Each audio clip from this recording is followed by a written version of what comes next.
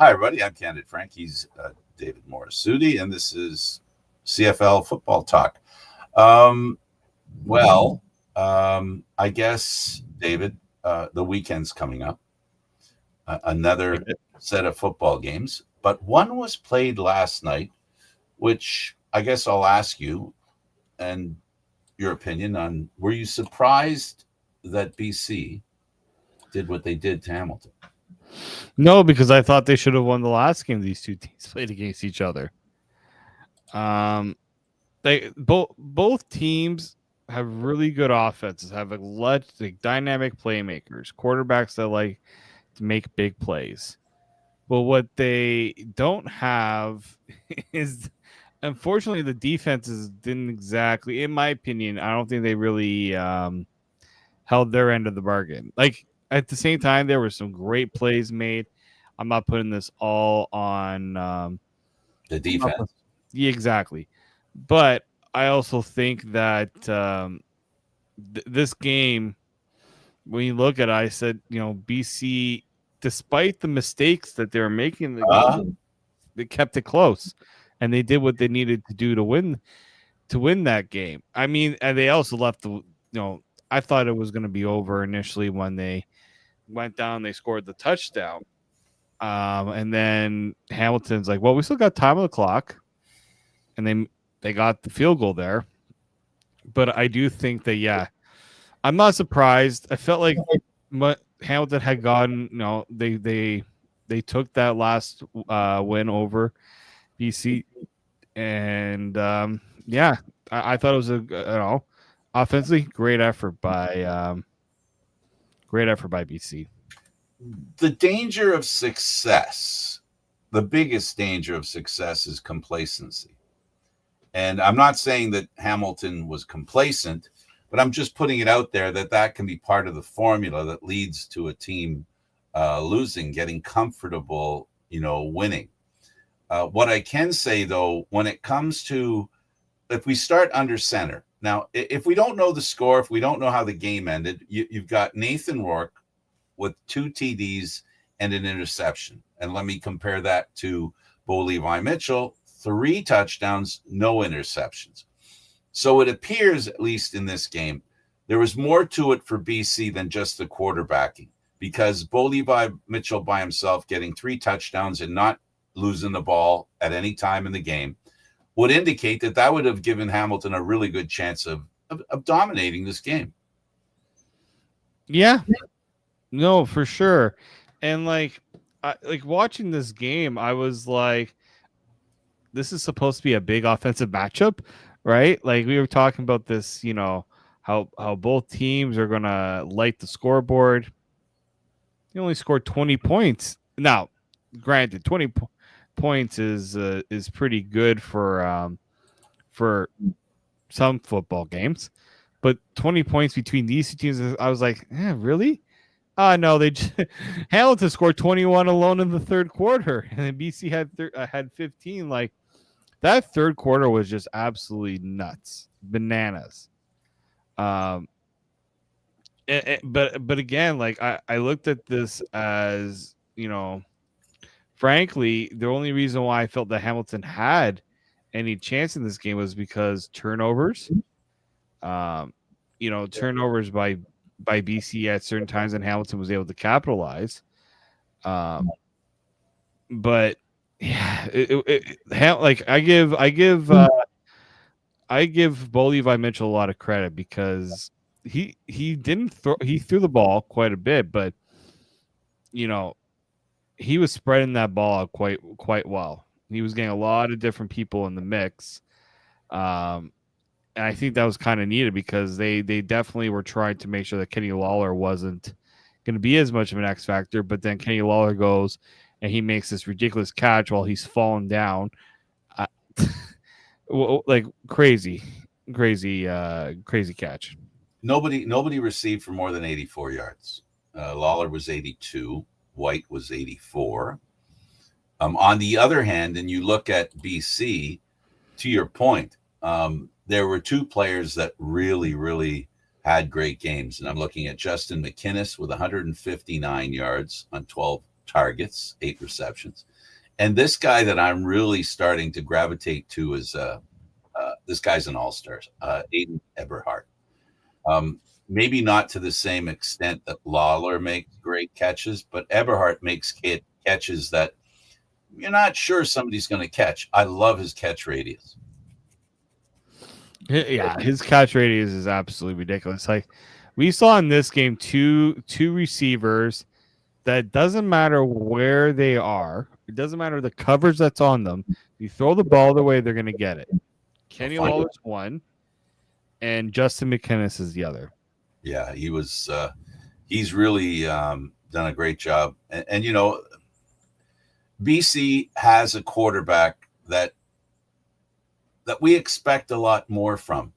But what I can say about this is the good news for BC, if you're looking at this, their quarterback hasn't been the best he can be yet. Now, imagine once he starts finding a rhythm, because right now he's having a little more difficulty. That's a continuation of the end of last year when he came back to BC, and not the guy that originally came. I wonder sometimes.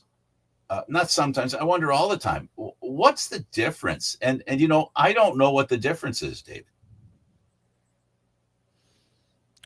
Yeah, you know, it's kind of tough because for like Nathan Rourke, you know, he's put up some great numbers this year, but then it's like sometimes like, well, why hasn't it been good enough? And then it's like, well, it's just like a costly mistake here and there that, you know, has kind of been his kind of been a faux pas for him. But like you look at the numbers he's thrown this year, and it's like, okay, and if you look at these stats and if you throw them up week after week, people are like, yeah, I know this quarterback, this team should be above 500. Absolutely. But guess what? They're a game below 500. That's the crazy part. Last night was a good game for them to win, a great confidence builder. Both teams, the running game was mediocre for both teams. And to think with the mediocrity of the running game, they still scored a lot of points. I mean, what is it together? 89? What? Let me don't have the score in front of me. 41-38, 79. My bad. 79 points between the two of them. And the running game for neither was really exciting. 85 yards in today's CFL, that's not bad.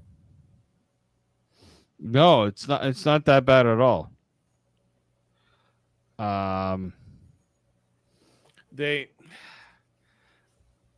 We've seen some really good performances that kind of been wasted in a lot of ways, and I feel like Nathan Rourke has had some. You know, Vernon Adams, you know, he had when he's been good, team's been good. Nick Arbuckle's had some wasted performances in terms of he's looked good, but it's hasn't led to wins. Like this is where, okay, it's important to have a quarterback in this league, but it's important that the quarterback has everything that's needed. Otherwise, you know, you're kind of just wasting. Right, you're gonna be why? Well, we have the quarterback. Why exactly can't we get? Why can't they get wins? Why can't they figure this out? It's mind-boggling, but I guess it is what it is. Let's talk about let's go back a week. We talked about last night's game, which is of course in week 10. Week 9, we had Ottawa hand Calgary a 31-11 loss. We're expecting Ottawa with the injuries starting to trickle back into the game.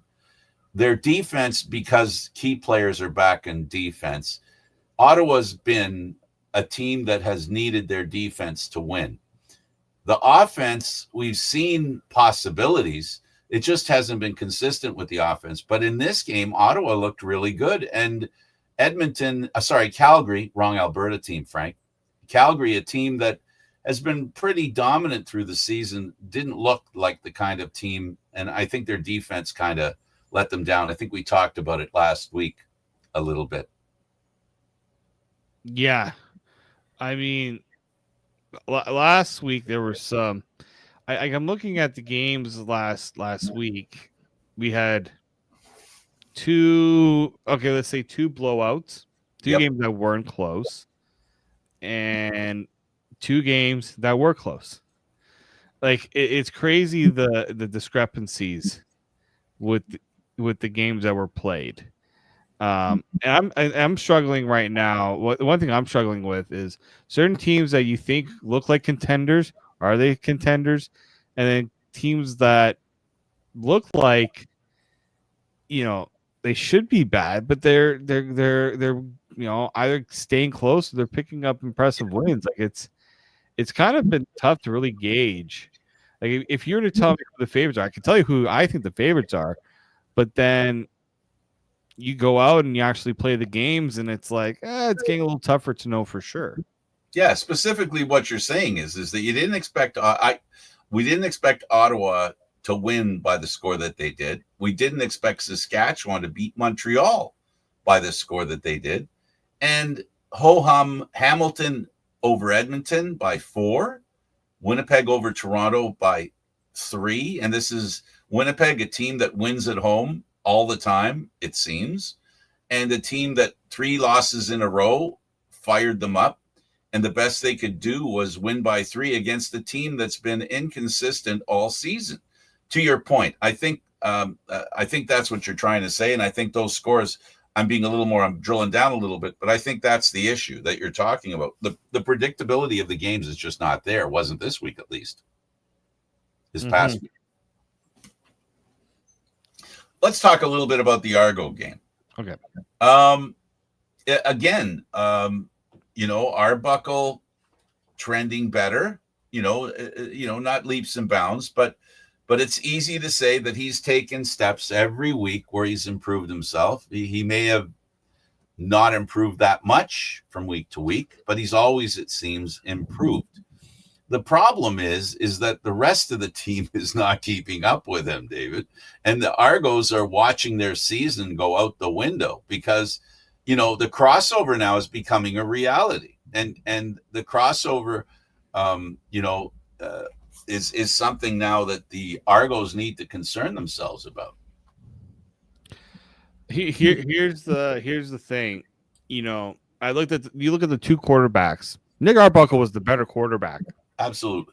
Chris Traveler did everything he could to almost lose that game for Winnipeg. As harsh that might seem, he definitely did. They didn't put him in a good position to succeed. But Toronto made too many mistakes. 2 of them being, one, there was no run game. And that made Nick Arbuckle a target for the pass rush all game long. Yeah. Second, special teams. Not very special. Oh my goodness. I talked to Ryan Dinwiddie about the special teams and how, obviously it cost them the game, and it's just like what was the reason? Like why is the team struggling with it? And he's like, well, guys are not staying in their lanes, right? There's guys who are, when you get out of your lanes, it leads to these big breaks. But, I don't think I've ever seen an Argo team allow a punt return touchdown and a kickoff return touchdown in the same game. And that to me is very that's discouraging in a lot of ways.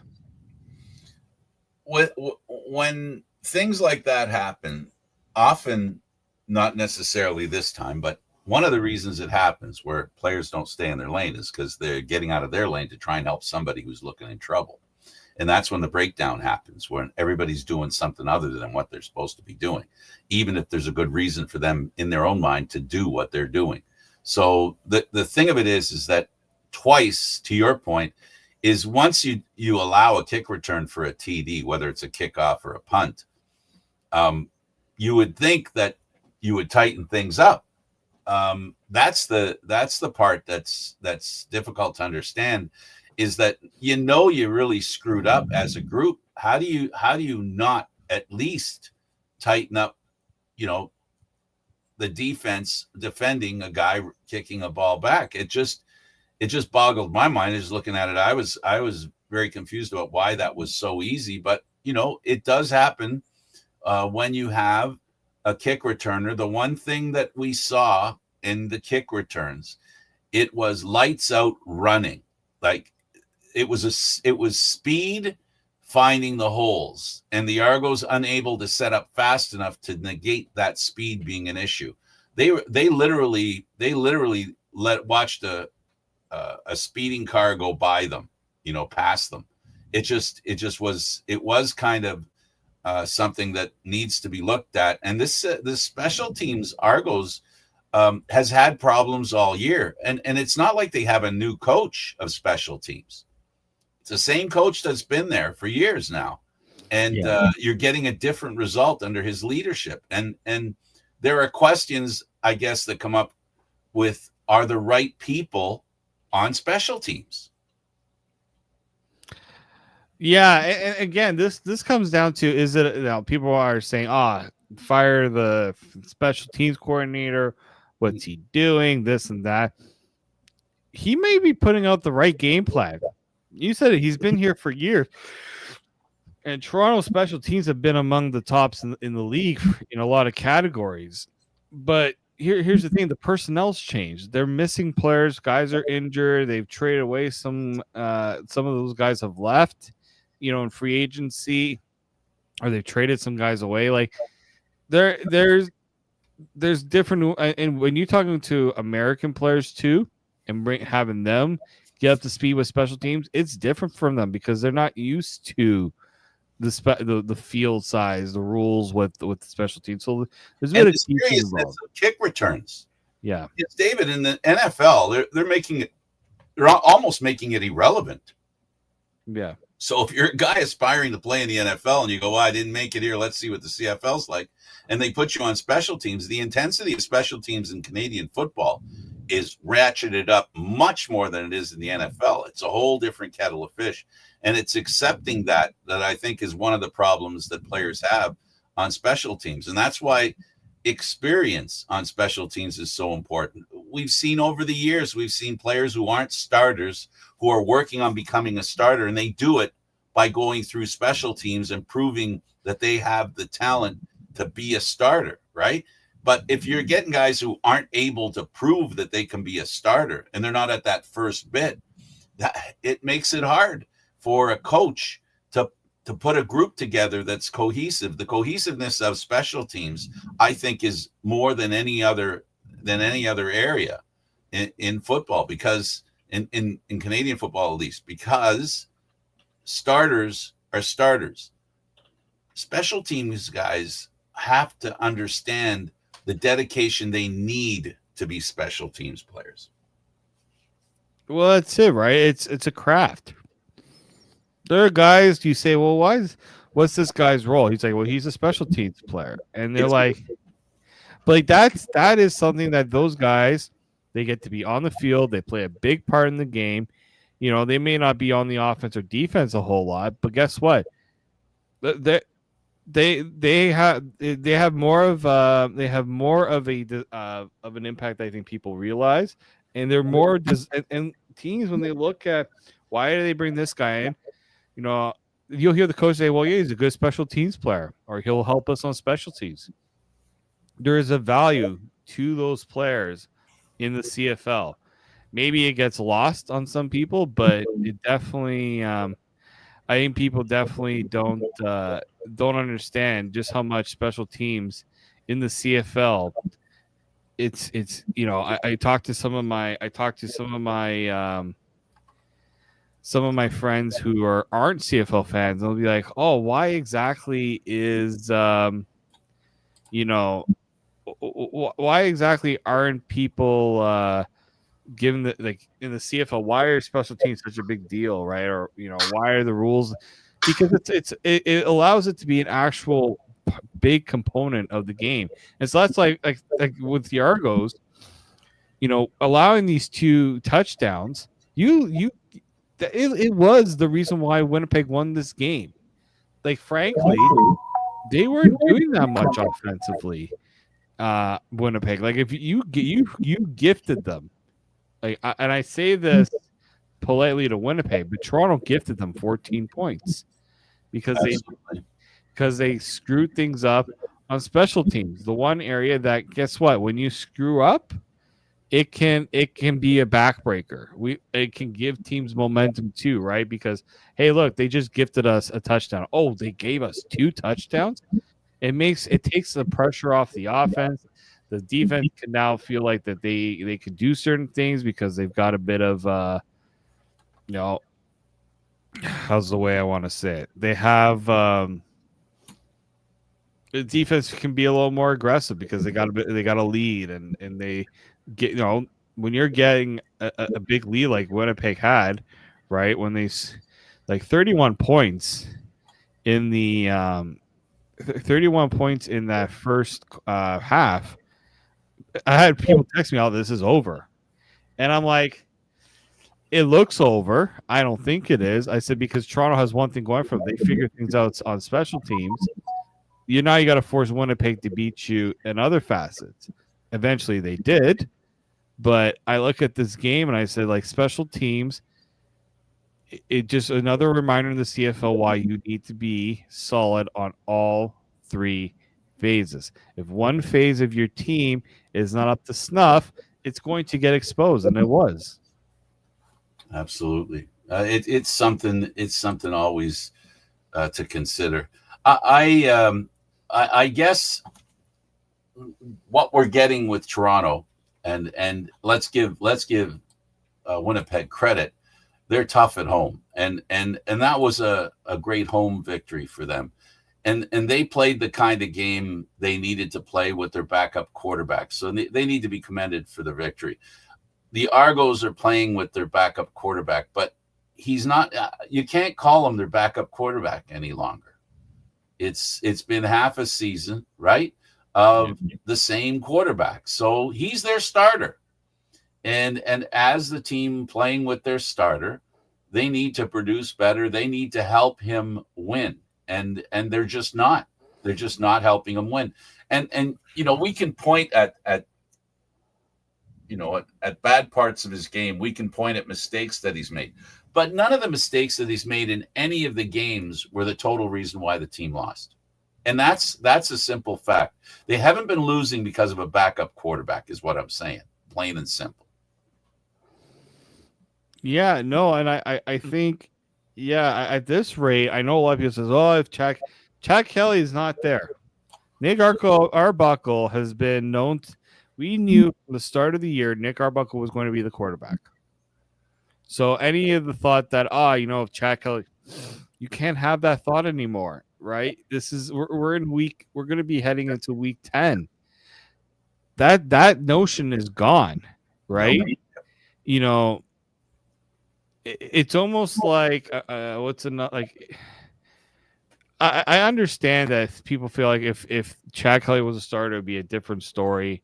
And in some degree, there is a bit of that because especially at the beginning of the year where Arbuckle wasn't up to snuff, they could have used Chad Kelly, that's for sure. I look at this last game and I look at this loss and I say, even if Chad Kelly was the quarterback, maybe it would have been a little differently earlier in the game, maybe. But there was a lot more issues. Like Chad Kelly can't make an offensive line play better, right? Maybe he could run a bit more, but guess what? This version of Chad Kelly that would have come back from the injury likely isn't going to be running as much either. So I think that was one thing Winnipeg did better, though. Like defensively, they made sure that Nick Arbuckle wasn't going to break out of the pocket for runs. Yeah, the defense, I give them a lot of. I mean, look, that defense with Willie Jefferson, he was an animal, absolute animal. He was a fence. Like he only had 1 sack, but it was the knockdowns. 4 knockdowns, in some ways, are almost just as good at sacks.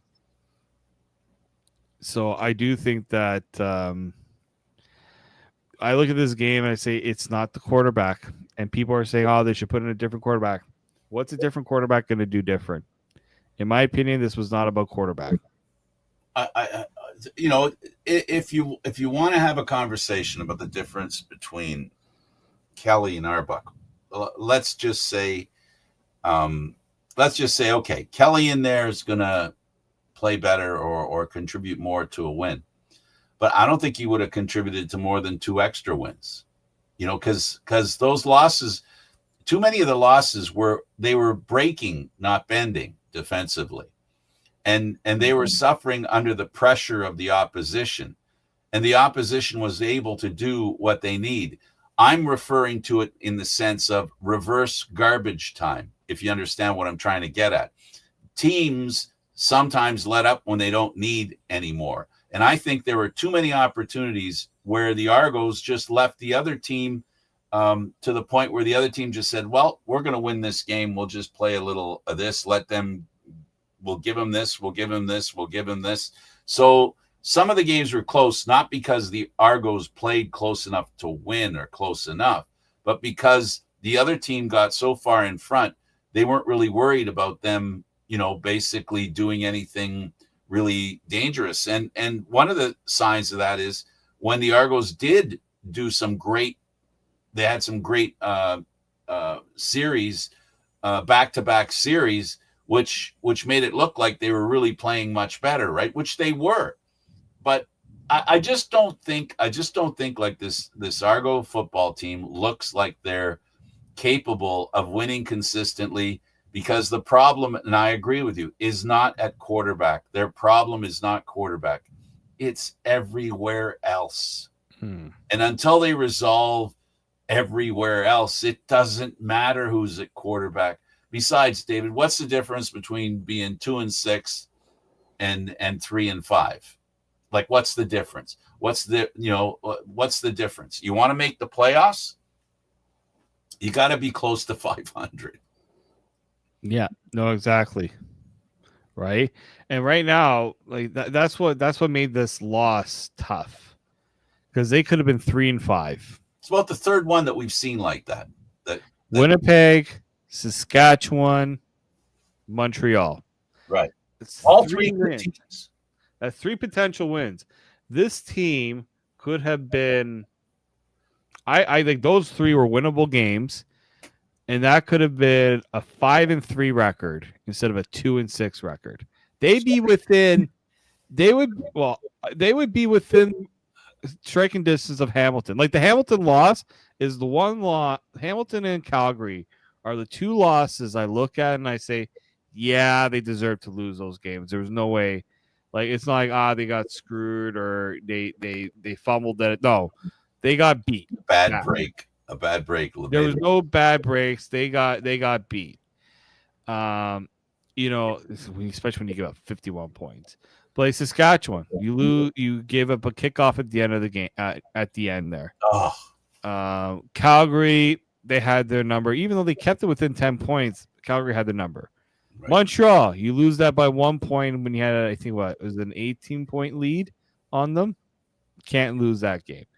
And then the Winnipeg one, that one again was just, and even like the opening game against Montreal too, like that was, they deserved to lose that game, but they're also shooting themselves in the foot quite a bit. But they deserved to, like, those were games where, like, okay, I can understand it. And that's what made it frustrating, because they definitely could have won 3 games for sure, and it would have made a huge difference. Absolutely. Okay, let's move to another game. So Toronto loses 40-31. Hamilton defeats Edmonton. And we're looking at an Edmonton team, much like Toronto, that can't figure out how to win. They replaced their quarterback. He, after the game, admits that, I could have done better. And I don't think it was on him. I don't think it was on Fajardo. No, I don't think this is on Cody Fajardo at all. Like, I think the 2 losses with him in that quarterback, he's provided them way better quarterback play, better opportunity.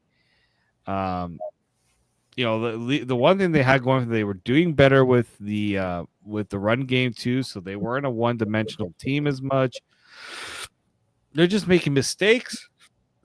They did have the one interception. Okay, you give them that one, but I look at it as defensively.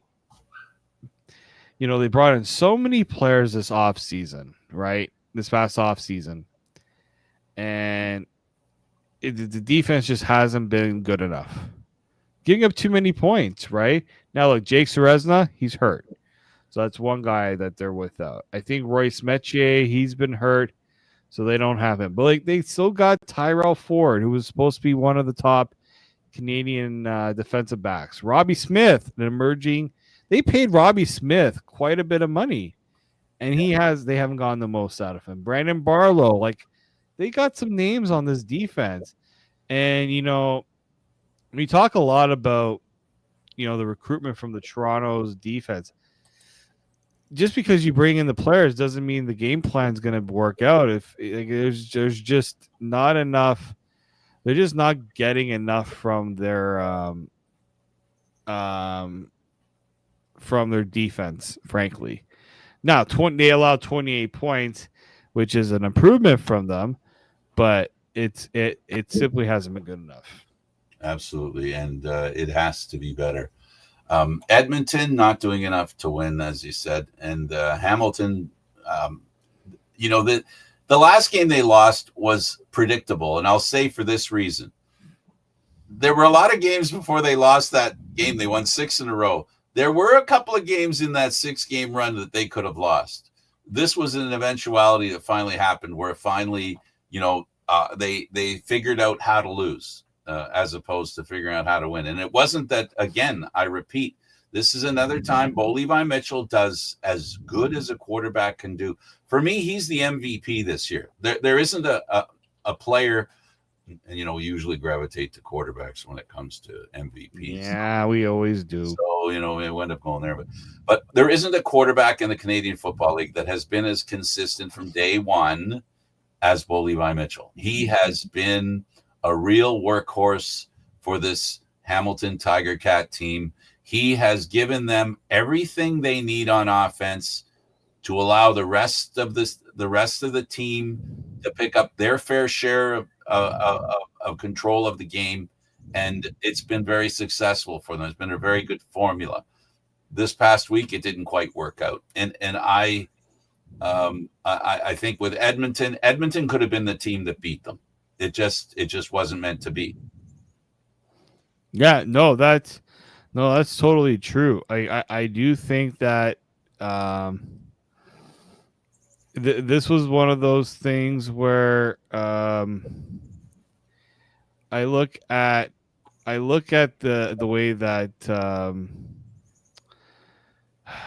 I look at the way that this season has gone for Edmonton. And I truly think that this was a game here where, I'd like to see if they had made the change to Fajardo earlier. Maybe they would give them a little more confidence, potentially. But no, I just look at the way that things have gone this year for Edmonton, and it's just a reminder that you can be the best team in terms of the offseason and adding all those players, but you're bringing in a whole new coaching staff. It's not always that easy. It's not that easy. Like Toronto, even when Toronto got Ryan Dinwiddie, it wasn't a major success right away. It took time. Yes, they were better than Edmonton was at that rate, but I think that it's tough to compare the situations and say, oh yeah, this was going to be right off the hop easy going. Absolutely. Let's move on to Montreal and Saskatchewan, and I think McLeod Bethel Thompson, 1 interception, no TDs, 126 yards, no running game. Montreal has has shown this side of their game, and it pops up. It's been popping up this year from time to time, where their offense is not generating anything. And yes, their starting quarterback is injured, but the inconsistency of their offense this year has been the past 3 years. I think this has been the most inconsistent offense they've had in the past 3 years. 1 year they won the Grey Cup, the next year they won the division, and this year, they could win the division again. Maybe they're within striking distance, but for some reason, their offense just can't generate a decent offense. No running game, no passing game.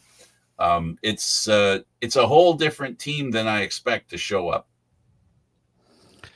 Yeah, no, I mean, like Saskatchewan. Here's the thing: Saskatchewan was playing like they wanted to flex their muscle. They did not want Montreal to look like they were going to be able to get by with McLeod. They wanted to put doubt in McLeod Bethel Thompson's eyes, and they did that, right? They took away the run game. The run game wasn't effective at all. McLeod Bethel Thompson was going to have to be the one to beat the Saskatchewan, and that didn't happen at all. Right? Like Saskatchewan ran the ball. They just played. They were playing right on all phases. Like I couldn't find any really flaw. And to me, what this did is kind of reinsert themselves as the top dog on the CFL. Like if you're Montreal, yeah, it's a bad loss, but it's a loss to a really good Saskatchewan team. Like you're not going to fall early in a game and hope for a last minute comeback. That's not Saskatchewan. Saskatchewan's not going to allow that. And look, they had a bit of a scare against Edmonton the week before, so they needed, I think, a little bit of a jolt to get back. And like the one loss that they've had this year was against Calgary, who, frankly, okay, they exposed them a little bit. They, Trevor Harris was good, but they were it just wasn't good enough. Vernon Adams was, equally to the task as well, and just like.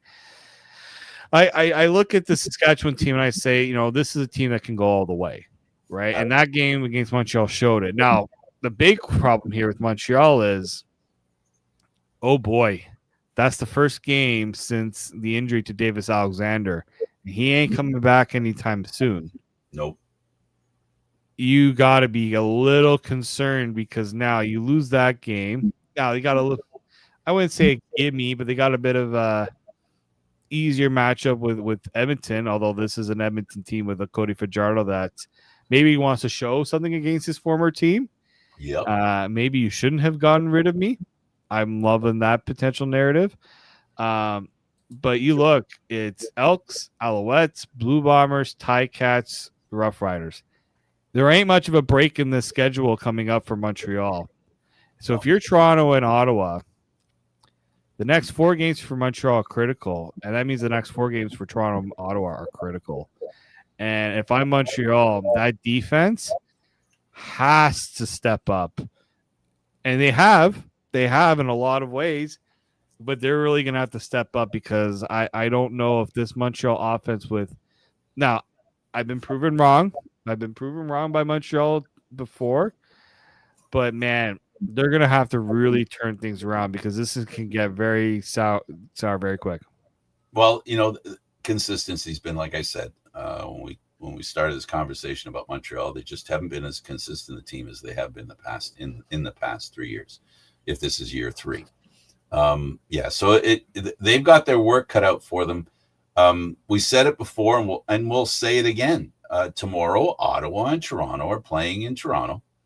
And one of them could start a bit of a run to challenge for third place in regards to maintaining third place, getting a bit of a gap going and shrink the distance between third and second. This is the opportunity this weekend that presents itself for Toronto and Ottawa, and the one that should scare Montreal if they don't find themselves and regret the victory they had against Toronto. We said it before. Davis Alexander shouldn't have played that game. We know he shouldn't have played that game. We saw him hobbled. and it was a great victory. But that victory may lead them, and we said it at that time, it could lead to multiple losses that they may not have had because he gets to come back earlier than he will now, right? So that's the problem Montreal has to deal with now. Is McLeod Bethel-Thompson the backup quarterback that can help that team be a 50-50 team? Because that's what backup quarterbacks have to do in the Canadian Football League. They have to win as many as they lose, no matter what team they are, if they're teams to have a chance come, Labor Day and a discussion about making the playoffs. Yeah, I mean, look, here's the thing: they have a little bit of a cushion right now, Montreal, because they were so good to start the year. And look, I mean, Hamilton's loss also makes them probably feel like they got an opportunity there as well, but they're gonna have to really step up their game. And look, Jason Moss he's found ways to win with not a lot, right? And, well, he's got talent, but when people are doubting Montreal, they find a way. It's just I just look at how they've lost, and it leaves me with a sour taste because it's a lot of their own undoing. Absolutely. Saskatchewan was good, but it just felt like a mismatch right from the hop. They looked outmatched, and that's going to be tough mentally to get back to where they need to be. Absolutely. Right. So yeah, this game against Edmonton. First off, you lose to Edmonton, it sends a bit of a panic, right? Because Edmonton's a team that they've won a game, but they won a game against the other worst team in my opinion, the CFL, and that's what makes this whole Montreal loss to Saskatchewan. It's just like, okay, you could lose to Saskatchewan. I'm not expecting them to win that, but in the fashion that they lost, that's probably what was more concerning for me. Yeah, for sure. So looking at Toronto and Ottawa, we've talked about them playing. Ottawa, they have played well in Toronto the past few years, and that includes their playoff game. But what they haven't done is take over the football game.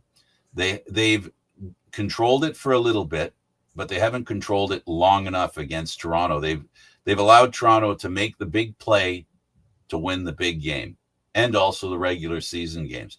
David, do you think their quarterback can do what it takes to beat Toronto?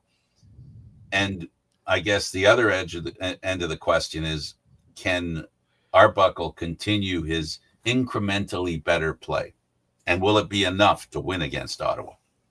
Yeah, so I think Toronto has what's the one thing that's going for them. I think their offense is better than Ottawa. I think Ottawa's offense had a really good showing against a Calgary defense that is good, but has been dealing with some injuries as well.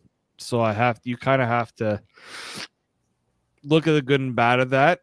I think the one thing that Ottawa's got to realize, they got to protect Drew Brown. They didn't do that very well. Well, actually, Drew Brown didn't play against Toronto. I'm pretty sure.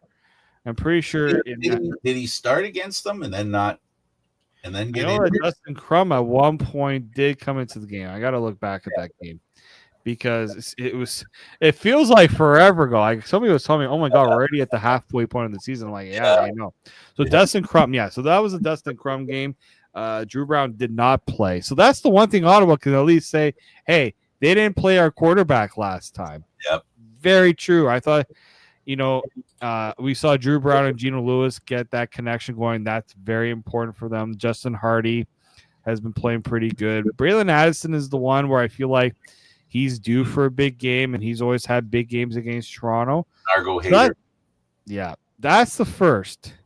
Can Drew Brown get his receivers going early? Toronto has struggled getting early. Ryan Dinwiddie says through the 60 minutes we have a hard time putting up offense, and that's, I think, especially true for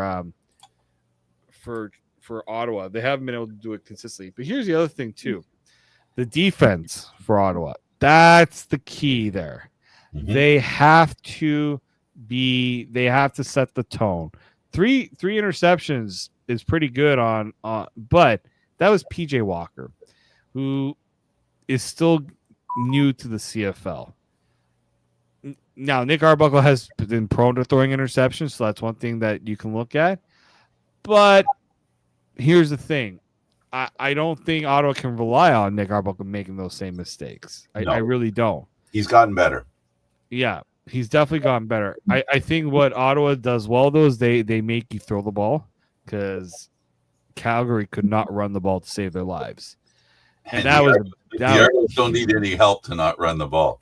Exactly. And so that's the concern there for Toronto is that Ottawa, but like Toronto did very well against that defense, but we know that there was the Sluka game. Now Derek Sluka is playing in this game. They did confirm that he is returning, but Toronto needed a special teams touchdown and a defensive touchdown to win that game. Offensively, they weren't good enough. So Ottawa can win this if their defense gives Toronto's offense a tough time. If they shorten the field, they got to shorten the field for their offense because the Red Blacks struggle with long drives. They can't get the long drives. I look at that game against Hamilton. They could have beaten Hamilton a few weeks ago, but they were making mistakes after mistake after mistake. They kicked the field goal when they were on like a 3rd and 2. Like those are things where, Drew Brown got hurt because he got absolutely shellacked on a tackle. That guy that was unblocked. Like Ottawa has to play a sound game. Try to maybe exploit the special teams issues that Toronto has. Like this is a winnable game for Ottawa, But a lot has to go right for them because Toronto is going to be pissed off about how last week went for them. Mistakes will kill either of these teams. Mistakes. The team that makes more mistakes in this game is going to lose. That's my prediction. Mistakes is going to be the story of the day. Whether it's the quarterback making a mistake, whether it's defense, offense, special teams, mistakes are going to cost one of these teams the game. The reason they find themselves with the record that they have at this time is because they've made too many mistakes. They've allowed the other team the opportunity to basically put points on the board and not do enough to stop, to be consistent offensively and defensively and on special teams. The team that plays the best three parts of the game is going to win this and makes the least mistakes. It's as simple as that for me, David. Having watched these teams, mistakes have been the domination of their losses. Yeah, I know exactly, and I think it's whichever team makes the fewer mistakes, in my opinion, that's the team that's going to win this game. That's how I see it. Absolutely. And if anybody who's listening to this is going to the Argo game, bring a food donation. It's the Pure Later Tackle for Hunger. That's how I think that's how it's called. So if you bring a non-perishable item, they're accepting those donations before the game, and it's a hat giveaway as well. So you may give and receive. Yes, it's always good to give, and you might receive. That's good. Yeah, great opportunity for. The weather's been really hot. Some rain's coming in. That's maybe going to help change the temperature, the trending temperature. It's been a really interesting summer for heat. The Argos played in the rain, something we haven't seen. It's going to be an interesting game, and I'm wondering, David, is just hindsight being 2020. Okay, just hindsight's 2020. Do you think, looking back, the Argos could have handled the Kelly situation a little better? Yeah, I've been asked this a few times, and I think where they went wrong is doing the week to week. Is he going to play? Won't he play? And all that. They probably would have been better off say, okay, take the first few weeks, work on your leg, right? Get a little better. I think there was just hesitation on. They were not sure. They just were not sure. If it's a delicate injury because they're trying to get the strength back in the leg. And, someone says, well, is there a concern about bone density? I don't know if there was a concern. He wouldn't have been cleared for some of the practice stuff that he had been doing, right?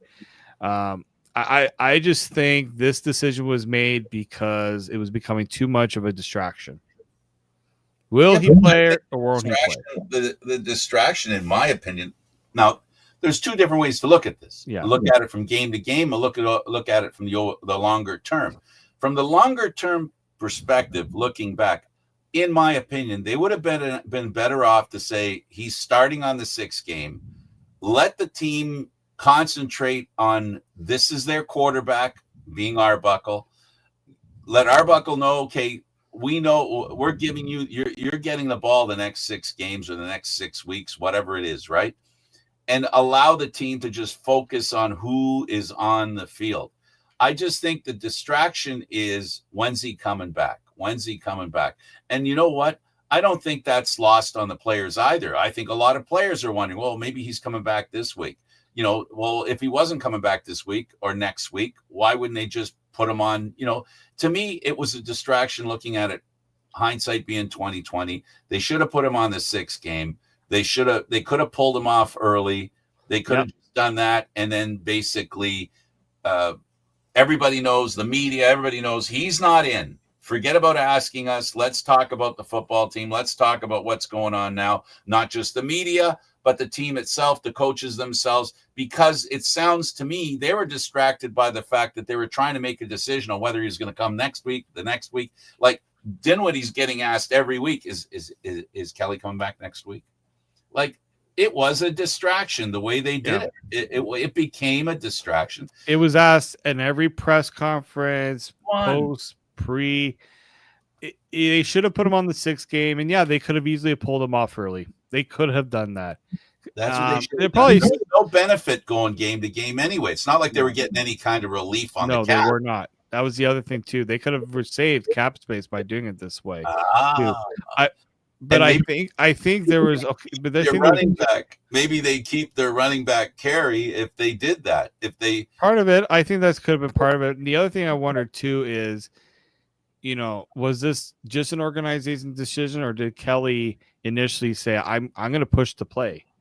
And if he's pushing the play, it's tough to push back. Maybe I don't know for sure. I don't want to put words in people's mouths, but there's two sides to this story. It's not just the team decision with this. Now you're raising the specter of one of my major concerns. My one criticism of Ryan Dinwiddie, love him to death, best coach, the head coach the Argos have had in a very long time. He's done a masterful job, but his one weakness has been, since he's been the head coach of the Argos, has been the latitude he has given his quarterbacks, whether it's interviews at the end of the game, whether it's determining when they're going to come back, which is what we're learning from Kelly. I think that's the Achilles heel of Ryan Dinwiddie in trying to keep the quarterback happy. In a lot of instances we've seen, if you think about what I'm saying, David, a lot of times the quarterback dictated what was going to happen. I don't think that's a good thing. And that to me has been the one weakness that Ryan Dinwiddie has had as head coach. His quarterbacks have been given way too much latitude to not show up for interviews, to take a step back, to decide when they're healthy enough to play. All these things to me are in a long distance as opposed to week to week. I think that's been one of the biggest problems that the Argos have had, is they've respected their quarterbacks, which every player deserves, but they may have respected them a little bit too much and given them too much reign of responsibility or decision making. Yeah. It's again, this is such a delicate, again, just one of those situations where it's not totally, there was no really set timetable. And I think that, that's probably where things should have been more clear. But, the Argos at the end of the day, that's on, there's multiple, I wouldn't put the blame on one person or whatever. Yeah, that'd be a little, little tough, unfair. But yeah, like this is one of those things where, especially early on when Arbuckle was struggling, Chad Kelly's name was brought up every time. And I'm sure a bit in Nick Arbuckle's eyes, a little, and in his mentality, Look it maybe over. there's a bit of, I have to hear about this. I do I have to worry about Chad coming in and taking my job or take away my playing time. There's a little bit of that involved, and I think that decision to put Kelly on the 6th game now, I think it has a lot to do with also Arbuckle having the mindset that it's his to run with right now, and he doesn't have to worry about his job for the time being too. I think there's a little of that involved. It's very easy for me to say that right now, sitting in this position, except for one minor detail. It's what I felt all season. I didn't think he'd be back before 8 weeks. So, in my opinion, at the time, they should have put him on the 6th game, and I would have put him on the 6th game.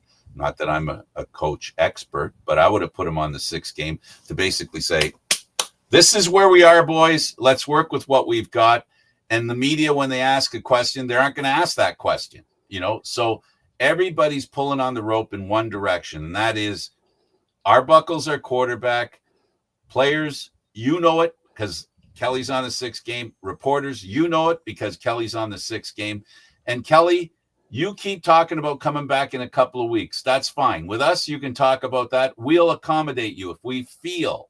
This is where you, if you want to, where what you're saying is fair. That you can't blame it all on Dinwiddie. But as a group, they should have stuck strong and said, you know what? Come to us behind the scenes. Let's talk about it privately, just between us. Let's have our debate on whether you're ready to start or not, privately, not in the media, not that kind of stuff. Just straight up face to face. That's where I'm saying the mistake. Yeah, there should have been a let's not say anything for now. You know what? We're gonna take it. We're just gonna. The problem is he couldn't say, "Oh, we're gonna look at it again next week," because then it's just he probably just said, "We're just gonna hold off for now until we get a better idea of where he is," or something along those lines. But it's a tough. I don't envy the where he found himself. Absolutely. Look, I'm gonna fix what I said before, and I'll take Dinwiddie, and say his part in what happened. That he wasn't the only one who made that decision. After all, Kelly had some say in it, and I'm sure upper management had a say in it as well. Now, was there any reason? What's the motivation? Like, I'm trying to understand. The simplest thing to say is, well, if they want to sell tickets, they want people to think Kelly's coming back. I think that's pretty. I think that's. I don't think that's beyond the pale. I don't think the Argos would make a decision in that regard. But at the end of the day, there's nothing else left. Why you're putting hope out there that he's coming back? I mean, and this isn't the first time. The same thing happened when he was suspended. At the end there was talk about, is he coming this week, next week, this week, next week? Remember, it went on for a few weeks there before he actually came back. While he's practicing, he might be able to start right away, and then he didn't start. I mean, it's not like I'm talking about something that this is the first time something like this happened, where for some reason there was talk that he was coming back, and essentially he didn't come back. And where did it start? How did it get promoted? And how do you not make that same mistake again? So I'm only saying what I'm saying today based on next year. If something happens that the Argos, you live and learn in this situation. It's definitely a learning experience. They've got to learn that when it comes to Kelly specifically, they've got to help him to understand, that we're listening to you, but we're going to make this a private conversation. We don't want to talk to reporters about it. We don't want to talk to the team about it. When you're ready to play, we will announce it and you will start. That's what they have to do. I don't like the way this was handled both times. And it just, we had conversations, David, where we disagreed about when he was going to come back. And that's what I'm talking about. The disagreement is a distraction. At the end of the day, Arbuckle is the starting quarterback. When he starts this week, hopefully he does some incrementally improvements. and the defense and special teams have learned from their past mistakes. That's how the Argos are going to win. Mm-hmm. That's where. Yeah. It's fans have trust me. Fans have shown a lot of frustration with all this. I've heard a lot of it. I get it, and I hopefully the Argos understand where they could have done things a little differently in all this. But again, they're gonna have to. You take your lumps. You understand where things could have gone better, and you move forward. That's all you do. But learn from your mistakes. And that's what the Argos as a team have to do this week. Yeah, exactly. Thanks for doing this, David. Much appreciated. All right. He's David Morassutti. I'm Candid Frank Stanishi. Thank you for watching CFL Football Talk. Don't forget you to check us out on Candid Frank Stanishi 1030 on YouTube. Thanks for watching, everybody. We'll see you next time. Great week of football coming up. Great weekend.